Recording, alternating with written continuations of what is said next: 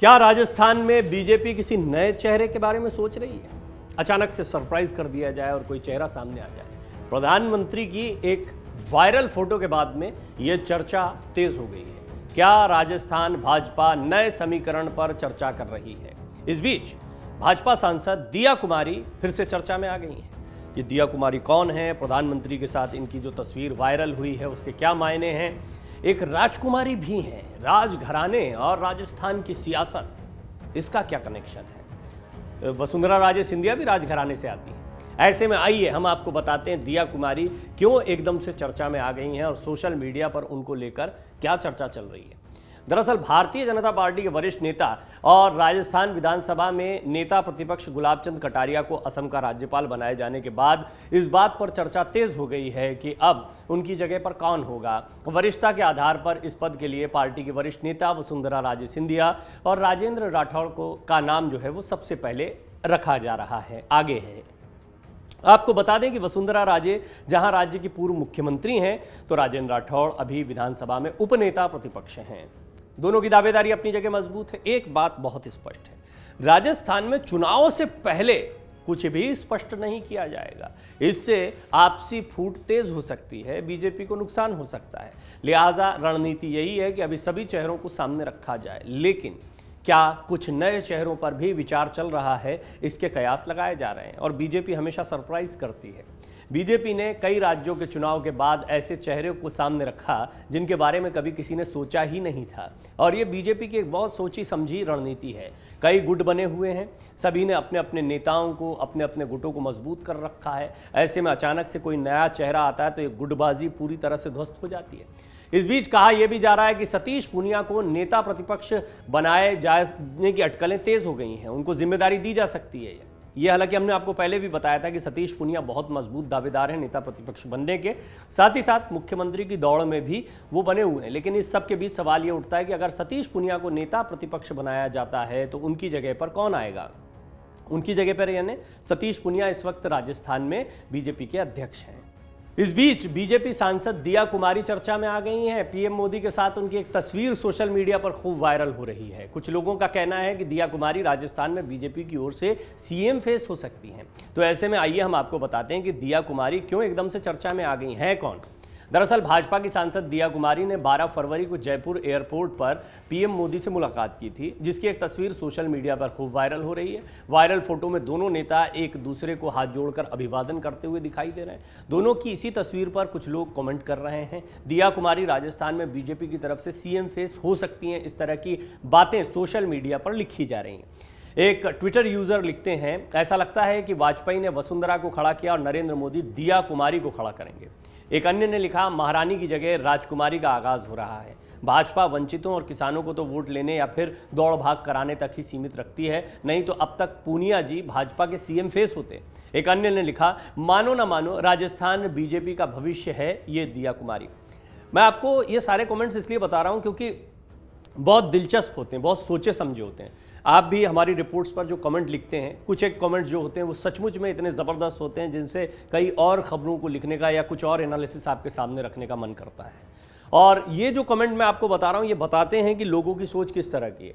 दिया कुमारी ना तो इतना अपरिचित चेहरा है और ना ही कई लोगों को जो राजस्थान की सियासत को बहुत अच्छे से नहीं जानते, शायद उनको चौंकाया हो उस चेहरे ने, लेकिन बहुत सारे लोग जानते हैं। हाँ, राजघरानों और राजस्थान का लेना देना क्या है ये किसी से छिपा हुआ नहीं है। राजस्थान की सियासत में राजघरानों का दबदबा ये भी छिपा हुआ नहीं है। फिर वसुंधरा राजे सिंधिया के बजाय किसी राजघराने के चेहरे को ही रखा जाए, ये बात भी पचने वाली लगती है, असंभव नहीं दिखती है। कुछ और यूजर्स क्या लिखते हैं वो मैं आपको बताता हूं। एक अन्य ने लिखा है कि राजस्थान की राजनीति में बीजेपी पार्टी सीएम फेस बदल सकती है, महारानी जी की जगह राजकुमारी हो सकती है। इस बीच कहा यह भी जा रहा है कि मोदी सरकार के मंत्रिमंडल विस्तार को लेकर चर्चाएं चल रही हैं।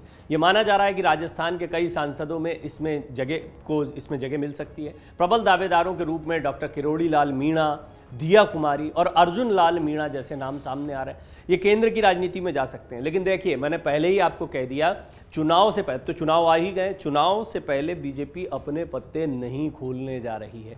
किसी चेहरे को सामने नहीं रखेगी, सारे के सारे चेहरे सामने। इससे अच्छा क्या हो सकता है? अभी विपक्ष में कांग्रेस जैसी मजबूरी नहीं है। कांग्रेस में तो अशोक गहलोत चेहरा हैं। अब अशोक गहलोत ही चेहरा रहेंगे या सचिन पायलट चेहरा रहेंगे, एक बहुत बड़ा सवाल है। लेकिन चुनाव में तो अशोक गहलोत के चेहरे पर उतरा जाएगा क्योंकि वो मुख्यमंत्री बने हुए हैं। अगर सचिन पायलट के चेहरे पर उतरना होता तो अभी तक अशोक गहलोत को बदल के कोशिश तो की गई थी, सचिन पायलट को सामने रख दिया गया होता। ये दांव चला नहीं है। ऐसी मजबूरी बीजेपी के पास नहीं है कि अभी किसी के चेहरे को सामने रखा जाए, इसलिए सारे के सारे चेहरे सामने रखेंगे।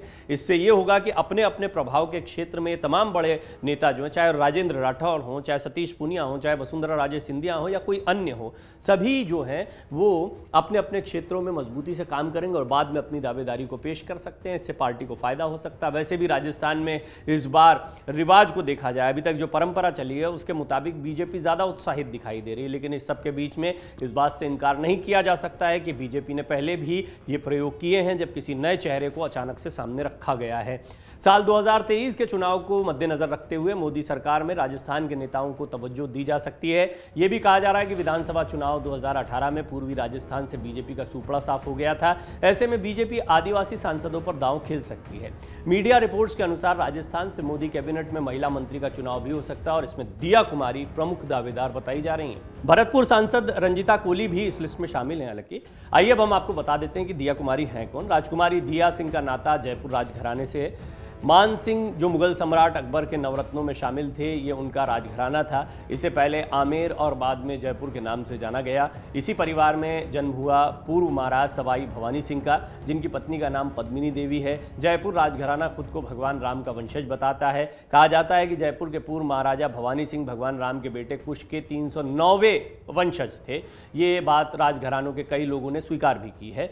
महाराजा सवाई भवानी सिंह 24 जून 1970 से 28 दिसंबर 1971 तक जयपुर के महाराजा रहे।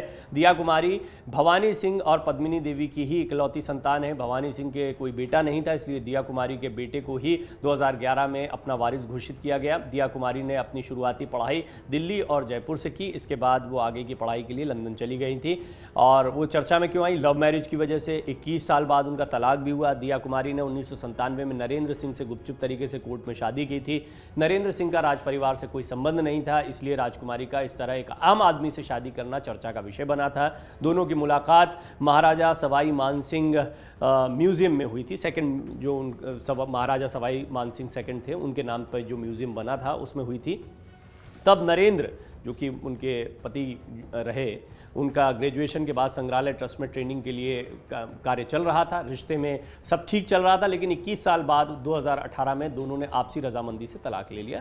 दिया और नरेंद्र के 3 बच्चे हैं। इसमें बड़ा बेटा पद्मनाभ और छोटा बेटा लक्ष्यराज सिंह शामिल हैं। उनकी एक बेटी भी है जिसका नाम गौरवी है। दिया के पिता भवानी सिंह का निधन 2011 में हो गया था। फिर गद्दी के वारिस के तौर पर पद्मनाभ सिंह का राज तिलक हुआ था। राजघराने से राजनीति तक का सफर कैसा रहा दिया कुमारी का, वो भी आपको बताते हैं। दिया कुमारी ने अपनी दादी राजमाता गायत्री देवी के नक्शे कदम पर चलते हुए राजनीति में कदम रखा। भारतीय जनता पार्टी की नेता दिया कुमारी पहले सवाई माधोपुर से विधायक बनी, फिर मौजूदा वक्त में वो राजसमंद से लोकसभा सांसद हैं। 2019 के चुनाव में उनको 5,51,916 वोटों से जीत मिली थी। बड़ी जीत थी और काफ़ी लोकप्रिय होते हैं राजघराने। राजस्थान की सियासत में हमने देखा है। वसुंधरा राजे सिंधिया जब राजनीति में प्रवेश हुआ था, जैसा हमने आपको पहले भी बताया, कई लोग कहते हैं या कई यूजर्स ने लिखा है कि अटल बिहारी वाजपेयी जो है वसुंधरा राजे सिंधिया को लेकर आए थे।